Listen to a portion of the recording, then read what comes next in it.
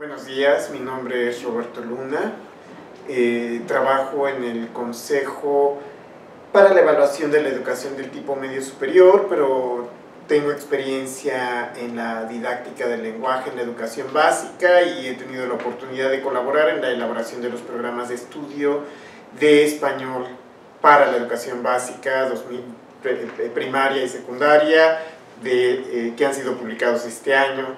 Les voy a hablar de la enseñanza de la literatura en la educación básica y dada mi experiencia reciente, pues lo mejor es que lo haga desde una perspectiva curricular, pero apuntando hacia el trabajo de los docentes en el aula.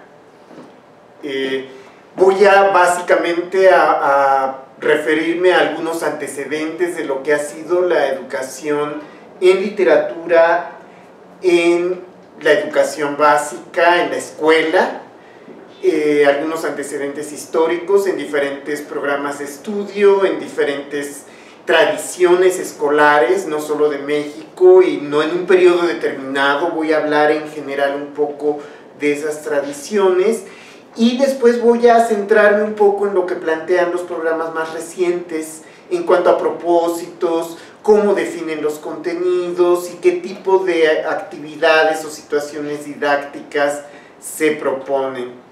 Entonces, para empezar con los antecedentes, voy a mencionar algunos propósitos y características de la enseñanza de la literatura en el pasado. Es un punteo general de ideas sueltas, pero que quiere hacer una revisión muy amplia. Entonces, por ejemplo, se ha estudiado la literatura en la escuela porque se ha considerado que los textos literarios son un modelo de escritura y expresión correcta desde una visión normativa de la lengua, ¿sí? Entonces, eso implicaba que los niños tenían que leer literatura para aprender a expresarse bien, pero también para estudiar gramática, y los textos literarios muchas veces eran vistos como un repertorio de formas gramaticales a ser analizadas. También la literatura ha jugado un papel importante como un componente ideológico en varios niveles. Uno de ellos es que la literatura ha sido un componente de la identidad nacional. Los programas de español hace 50 años se llamaban lengua nacional porque se asumía que eso era lo que definía parte de la identidad de los mexicanos, y en muchos países, en Europa, en América, pues el estudio de la historia de la literatura se suponía que implicaba el estudio del origen de la lengua y de las expresiones culturales que eran fundadoras de la identidad nacional. En España, pues el poema de Mio Cid juega un papel muy importante en la fundación de la identidad. En México, pues la tradición literaria española previa a la colonia ha sido problemática, pero se ha buscado fundadores desde Sor Juana, Juan Ruiz de Alarcón, el Periquillo Sarmiento, entre otras obras.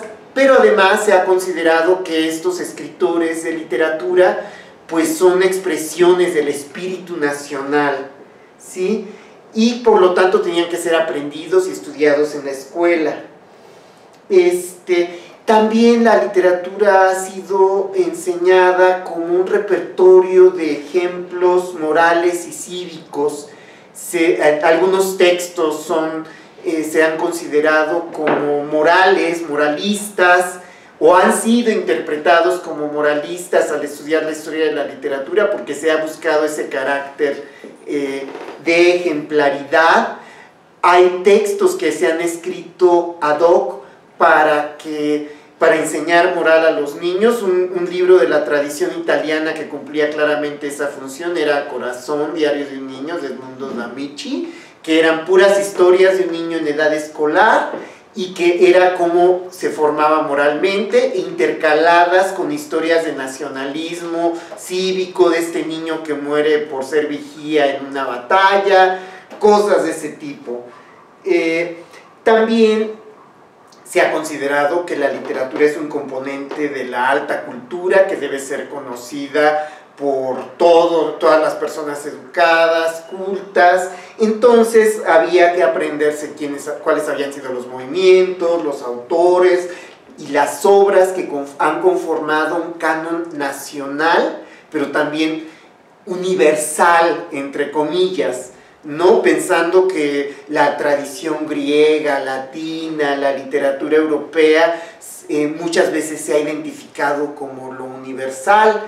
Entonces, por ejemplo, cuando Vasconcelos en los años 20 hace una primera política de difusión de libros publicados por la SEP y por la UNAM, pues reedita obras como la Divina Comedia, la Ilíada, la Odisea, Shakespeare, etcétera, y para él esos son fundadores del pensamiento occidental y tienen que ser incorporados a la tradición nacionalista, ¿sí? Entonces, el estudio de la historia de la literatura fue un componente muy importante, especialmente en secundaria, y marcó fuertemente este contenido curricular y las actividades de enseñanza. No importaba que los alumnos no leyeran las obras, pero se sabían la lista de autores, la lista de sus obras y 3 párrafos describiendo cada movimiento, que era el romanticismo, que era el neoclasicismo,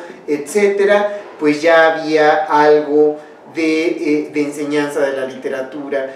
Por otro lado, muy relacionada con esta forma de pensar sobre la literatura, pues también se ha pensado que la lectura de textos literarios es una práctica cotidiana de la gente educada que básicamente lee literatura por gusto, por el placer de la lectura. Entonces esta visión básicamente de lector ilustrado, culto, ha sido un modelo que ha orientado muchas políticas de animación a la lectura, que hablan de que no solo hay que leer para cumplir propósitos funcionales, sino por la gratuidad.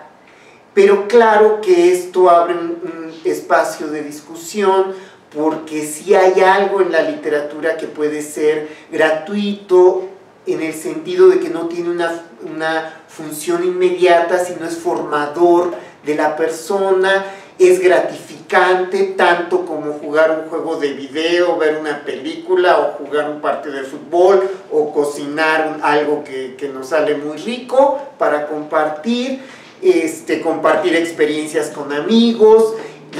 La lectura de textos literarios tiene algo de gratificante por sí mismo, y quien está habituado a ella, quien enfrenta los desafíos que plantea la lectura de textos literarios, que a veces son difíciles, que a veces son complejos, que a veces abordan temas dolorosos, la muerte, el vacío de sentido, etcétera, los abusos de las autoridades, la falta de sentido de la vida social. Eso también lo toca la literatura, pero también forma parte de abrir horizontes hacia la comprensión del mundo en que vivimos, ¿no? Entonces, esta parte ha sido criticada cuando se habla de hablar del gusto por la lectura, cuando se propone como un lector muy idealizado, muy en el círculo de los lectores cultos, pero abre discusión hacia aspectos que pueden ser muy relevantes de ser retomados en la lectura literaria y en la formación de lectores de literatura en la educación básica. Finalmente, quiero comentar una tradición que no es muy propia de la escuela mexicana, es más bien una tradición anglosajona que también tiene cierta presencia en las escuelas de España, que es el comentario de textos literarios como una actividad recurrente, ¿sí? Especialmente en secundaria y en educación media, hay en esos países una tradición de que los chicos aprendan a leer obras de literatura contemporánea, clásica, etcétera, pero para escribir comentarios de textos que siguen orientaciones para el análisis, para la descripción de aspectos formales, para expresar un punto de vista, etcétera, tanto sobre el contenido como sobre todo sobre aspectos formales, técnicos de la literatura o estéticos, para vincularlo con su contexto de producción, etcétera. Esa como que no ha sido una tradición en la escuela mexicana, pero que plantea un horizonte interesante a ser tomado en cuenta, porque no solo es relevante leer, disfrutar, reflexionar, sino también hacer un ejercicio intelectual de análisis que permite formalizar recursos que pueden contribuir no solo a la formación de buenos lectores, sino una formación intelectual y cultural más amplia de los alumnos. Bueno, esta es una revisión muy rápida de algunos antecedentes. Voy a entrar a algunas perspectivas actuales de la enseñanza de la literatura. Voy a citar algunos documentos curriculares, fundamentalmente los programas de español para secundaria de 2006 y los programas de lengua materna español de 2017, que son muy cercanos en cuanto a su concepción. A veces escogí uno, a veces escogí de otro, porque lo expresaban un poco con más amplitud. Entonces, por ejemplo, en el propósito de español para secundaria 2006, se dice que el propósito de la enseñanza del español es que los estudiantes se apropien de prácticas sociales del lenguaje y participen de manera eficaz en la vida escolar y la extraescolar. Ese propósito merecería una discusión amplia, una reflexión amplia. ¿Qué significa pensar en el lenguaje como prácticas sociales? En los usos del lenguaje como prácticas sociales, porque también la literatura puede ser discutida como un repertorio de textos literarios, puede ser discutida como un conjunto de instituciones en las que circulan ciertos textos, o puede ser discutida, como lo hicieron algunos teóricos, como una función del lenguaje, ¿sí? Que por sí misma hay ciertas características de literariedad en ciertos usos del lenguaje, pero puede ser todo eso y más. Aquí, al situarnos en programas de estudio que hablan del lenguaje como práctica social y como práctica cultural, implica una aproximación particular a la literatura y cuáles son sus funciones sociales, ¿no? Además de sus características formales, los diferentes géneros que circulan, etc. Entonces, por ejemplo, un propósito en relación con los textos literarios es acceder a las diferentes expresiones culturales del presente y del pasado, formas de pensar, formas de imaginar, formas de sentir y de vivir.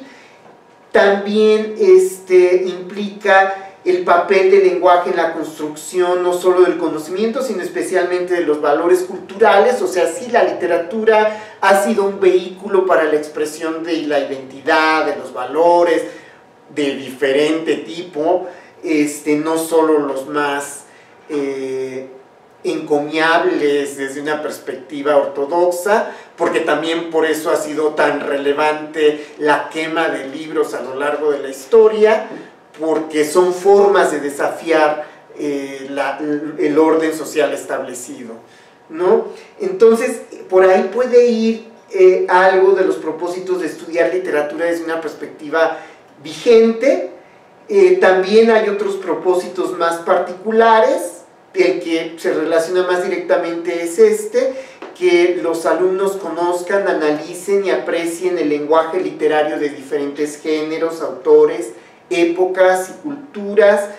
Es decir, no solo que lo conozcan, no solo que sepan nombres de autores, de obras, sino que realmente lleguen a apreciarlo, a identificarlo, a interpretarlo con sus posibilidades de sentido que puede dar, que valoren su papel en la representación del mundo, que comprendan los patrones que lo organizan y las circunstancias discursivas e históricas que les han dado origen. Todo eso redunda en una mejor interpretación de los textos en una mejor comprensión que permita no solo entretenerme, sino también darme cuenta de que los autores de literatura nos están diciendo algo, ¿no? En cada cuento, en cada poema, en cada novela, los autores en general están plasmando una visión del mundo que tiene que ver con su época, con sus conflictos existenciales, y cualquier literatura que se precie de tener cierta calidad, pues va a implicar una mirada sobre el mundo en que vivimos, así sea lo más ficticia y fantasiosa y poco práctica que podamos encontrar, ¿no? También es relevante que utilicen el lenguaje de manera imaginativa, libre, personal, para reconstruir la experiencia propia y crear ficción. No se trata de formar escritores de literatura y que todos lleguen a ser Carlos Fuentes, García Márquez, Sor Juana Inés de la Cruz, Elena Garro, sino se trata de que el lenguaje también nos permite expresar nuestra identidad, nuestra forma de ver el mundo, y eso redunda en diferentes espacios personales y sociales, desde la experiencia personal e íntima de tener un diario, de escribir una carta a un amigo, un correo electrónico, de jugar con el lenguaje al contar una anécdota.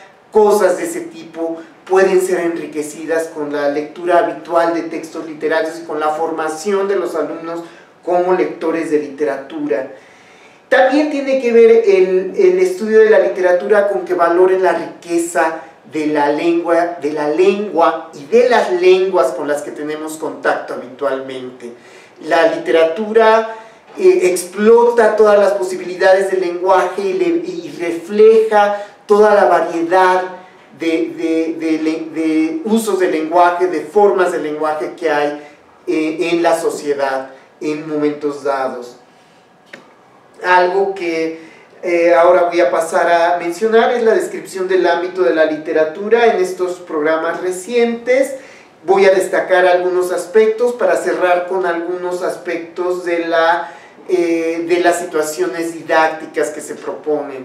Entonces, por ejemplo, las prácticas que se proponen a nivel escolar se organizan alrededor de la lectura compartida de textos literarios, aunque la literatura pues ha tomado la forma de una lectura personal, íntima, etc., es relevante que los alumnos lean de manera compartida, porque mediante la comparación de las interpretaciones y el examen de las diferencias, de lo que cada uno ve en el texto, de lo que cada uno interpreta, de cómo se aproximan los niños desde preescolar hasta secundaria un texto literario, aprenden a transitar en una construcción personal y subjetiva del significado a una más social e intersubjetiva, amplían sus horizontes socioculturales, aprenden a valorar las distintas creencias y formas de expresión. Además, en esta forma de enseñar y de entender la enseñanza de la literatura, se trata de enfatizar la intención creativa e imaginativa del lenguaje, pero también resaltando formas sistemáticas de acercarse a los textos literarios. Es decir, por ejemplo, si nos gusta jugar fútbol, podemos disfrutar mucho una cascarita, pero para jugarlo mejor tenemos que entrenarnos un poco más formalmente, tenemos que adquirir condición física. Lo mismo puede suceder con los textos literarios. Lo más importante de todo es este acercamiento personal, lúdico, de reflexión sobre la vida, sobre el mundo, pero eso también requiere a veces el atreverse a leer textos que no son tan sencillos, que plantean cosas distintas a lo que es habitual para mí. Algunos aspectos que también quiero resaltar es que con el propósito de que los alumnos se acerquen a la diversidad cultural y lingüística, también se propone que lean algunas obras de diferentes periodos históricos, esto especialmente en secundaria, pero no se trata de que reconstruyan la historia de la lengua y de la literatura, sino de propiciar un acercamiento a otras formas de ver el mundo, la cultura, los valores culturales, Los usos del lenguaje, pues por supuesto que reflejan estos valores culturales, y leer un poema de otra época nos va a permitir, o una obra de teatro, nos va a permitir pensar cómo pensaban, nos va a permitir reconocer cómo pensaban las personas de esa época, ¿no? Y las prácticas, también algunas prácticas del lenguaje pueden tener un sentido muy lúdico, como las canciones, poemas, rimas que se plasman en rondas infantiles, adivinanzas, gitanjáforas, chistes como narraciones, pero hay muchas formas en las que jugamos con el lenguaje cotidianamente. Ahora están surgiendo otras como los memes, los chistes circulan de otra manera en internet, las canciones populares, pues populares o de la cultura de masas, siguen reflejando los intereses de las personas, y todas estas prácticas contribuyen a enfrentar, a entender las maneras de referirse al mundo y de utilizar el lenguaje. En los programas que se han publicado este año, 2017, algunas prácticas que se proponen a lo largo del currículum están centradas en la lectura de narraciones de diversos subgéneros, cuentos, diferentes tipos de cuentos, leyendas, fábulas, etcétera, crónicas, escritura y recreación de narraciones, con esta idea de abordar la escritura creativa, lectura y escucha de poemas y canciones, creaciones y juegos con el lenguaje poético. Tenemos una idea muy solemne de la poesía, pero en realidad tiene una base lúdica muy importante, como lo mencionaba hace un momento. La lectura, escritura y escenificación de obras teatrales, porque el teatro pues ha sido a lo largo de la historia una manifestación muy importante de la literatura, y creo que quedó un poco olvidada en los programas recientes. No solo que lean textos teatrales, sino que vivan la experiencia de participar en puestas en escenas, de ver su representación, y que implica un uso del lenguaje muy distinto, muy cara a cara, pero que sigue siendo relevante porque es la base para todas las representaciones que son transmitidas por diferentes medios, la televisión, el internet, el cine. Tiene una base de escenificación teatral que es a la que se pueden acercar los niños desde muy pequeños, ¿no? Voy a referir rápidamente a un ejemplo en el avance del tratamiento de los contenidos en diferentes grados, como para que vean un poco cómo se está planteando, qué es lo que tienen que aprender los alumnos y cómo van a avanzar a lo largo del currículum de educación básica. Quiero comparar la lectura de narraciones en dos momentos. En tercer grado, cuando se propone que los alumnos lean narraciones de la tradición literaria infantil, y en sexto grado, cuando lean cuentos y novelas breves. Entonces, por ejemplo, en tercer grado se pide que los alumnos sean capaces de describir los personajes de un cuento, tengan en cuenta sus características sociales, jerarquía, oficio, pertenencia a una familia, etc. O sea, por ejemplo, que en un cuento de hadas, ¿qué significa que un personaje sea una princesa o que sea un sastre o un campesino? No es lo mismo a que sea el príncipe o a que sea un caballero. Que valoren cuáles son sus intenciones y forma de ser, y que formalicen un poco sus reflexiones de quién es el bueno, quién es el malo, o quién es agresivo, tierno, para explicar o anticipar sus acciones, y que con base en la comparación de los personajes de diversos cuentos identifiquen rasgos y situaciones recurrentes de algunos personajes típicos. En cambio, en sexto grado, y ahorita nada más me voy a referir a esta cosa de los personajes porque consideramos en estos contenidos varios elementos de análisis de los textos narrativos. Entonces, por ejemplo, ya en sexto grado se aspira a que los alumnos expliquen las acciones, la forma de ser de los personajes de un cuento o una novela, con base en sus características sociales, intenciones y relaciones con otros personajes. Ya no solo se trata que identifiquen qué tipo de personaje es, sino ya en su contexto, sus interrelaciones, qué lo caracteriza, hace inferencias sobre sus motivaciones implícitas. O sea, en todos los cuentos el engaño, la traición, el guardar un secreto juega un papel importante. En muchos cuentos, narraciones, fábulas, pero aquí ya se pide que los alumnos las reconozcan, busquen pistas en el texto para decir, ah, es que este lo quiere traicionar, ah, es que este personaje lo que quiere es enamorar a la chica, lo que sea, ¿no?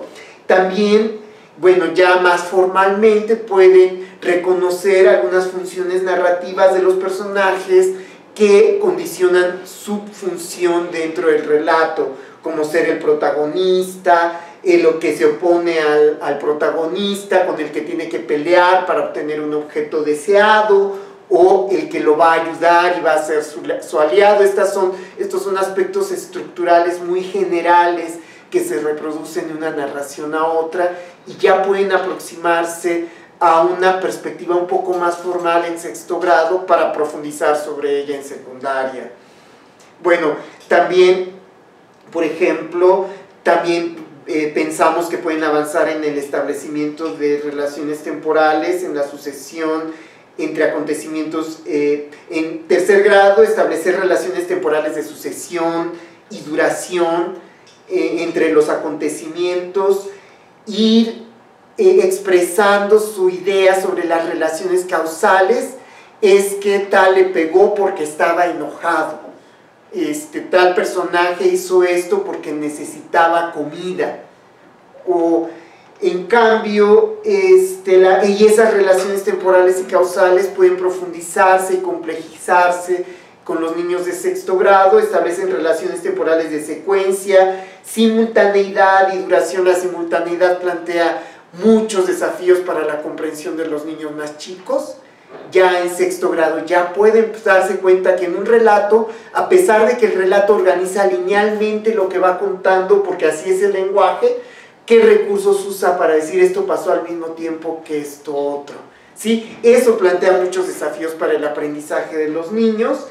También un texto, una narración puede presentar datos explícitos de temporalidad o datos implícitos, ¿no? Si desde decir en tal escena llovía y en la siguiente escena había nieve, ¿no? O había sequía.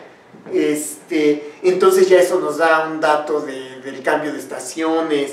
O en tal escena el personaje jugaba con otros niños y en tal escena ya tenía un oficio de aprendiz de carpintero, entonces ya pasa de ser niño a ser adolescente. Los textos dan muchas pistas sobre esas marcas temporales. Entonces voy a mencionar ya muy rápidamente algunas modalidades de trabajo didáctico. Voy a describirlas de manera muy general.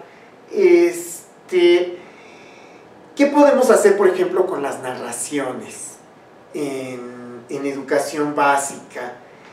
Puede ser desde actividades puntuales, ocasionales, de que en algún momento dado el maestro, los niños, se interesan por un relato y quieren compartirlo, ¿sí? Y hay una situación de lectura gratuita, que no implica ninguna evaluación, que solo tiene la intención de compartir un texto porque a alguien le gustó y quiere compartir eso con el docente con los alumnos, o un alumno con sus compañeros. O también puede ser una actividad puntual que sí requiera un trabajo más formal de sistematización, hemos estado leyendo narraciones, entonces vamos a hacer una actividad de ver qué tipos de personajes hay en diferentes narraciones. Entonces, después de haber leído varios cuentos, vamos a ver cuáles son los tipos de personajes en estos cuentos, y esa queda como para enriquecimiento personal del conocimiento de las narraciones. También, por supuesto, puede haber actividades recurrentes que con cierta periodicidad los niños vayan a la biblioteca de aula o de la escuela y elijan un cuento, un poema de su preferencia y dediquen un rato a leer, o cuando son más pequeños, cotidianamente se dedique cierto espacio de la jornada escolar a que los docentes les lean a los niños, para compartir, pero también para propiciar reflexiones. No solo es les leo y disfrutamos y nos la pasamos bien, ese es el punto de partida, pero también mediante el diálogo, mediante actividades interesantes de intercambio, mediante la escritura de recomendaciones. ¿Por qué te gusta ese texto y qué le dirías a alguien más para recomendárselo? Pero ¿qué es lo que te llama la atención? ¿Por qué dices que hablan bonito? ¿Por qué dices que te dio miedo? ¿Por qué dices que les puede causar sorpresa? ¿Qué presenta el texto que te causa miedo, sorpresa? ¿Y qué le puedes decir a alguien más para invitarlo a leer un texto, ¿no? O en secundaria, tú leíste tal novela, tiene cierta interpretación que es distinta a la que otros hacen, entonces puedes escribir un texto más argumentativo que justifique tu punto de vista, ¿no? O quieres difundir que hay cierto grupo de narraciones que tienen características comunes, etc. Entonces, ese trabajo sistemático a partir de actividades recurrentes se puede llevar a cabo también mediante proyectos que implican una finalidad comunicativa, implican un producto de lenguaje, implican un trabajo sistemático organizado en el que los alumnos se ponen de acuerdo para cumplir un fin, para llevar a cabo una secuencia de actividades. Por ejemplo, un proyecto muy reconocible como tal es montar una obra de teatro. Desde explorar libros de la biblioteca con obras de teatro, elegir uno, leerlo, compartir la interpretación y preparar toda la puesta en escena hasta llegar al día de su presentación. Todo eso es una secuencia de actividades compleja que implica muchas negociaciones, mucha planificación y ese es un proyecto. También hacer una antología de textos personales o de textos que han encontrado en otras fuentes, por ejemplo, textos que hablen de un tema en diferentes épocas, poemas de amor, en textos de diferentes épocas históricas. Por ejemplo, esto implica muchas reflexiones en diferente nivel. Por ejemplo, no es nada más encontrar los poemas, analizar sus características formales, también implica acercarse a la forma en que circulan los textos y pensar que una antología va a ser un documento que se va a materializar en un objeto que pueda ser compartido y circular socialmente, que usualmente puede ser un libro, un folleto, una página en internet, pero que dependiendo del portador que elijamos va a tener características propias. Quizás ya para terminar, algo de la propuesta que planteamos para el trabajo con la literatura en la educación básica es poder coordinar esta esencia de la lectura literaria que se da fuera de la escuela, en la vida personal y social de las personas, que va desde el disfrute hasta el cuestionamiento del mundo, de la vida, el plasmar ideas que son personales, no son parte de ningún sistema filosófico, el compartir experiencias, el compartir vivencias, sentimientos, el sentir un enriquecimiento personal, que también es parte del disfrute de la literatura, poder coordinar esos usos personales y sociales de la literatura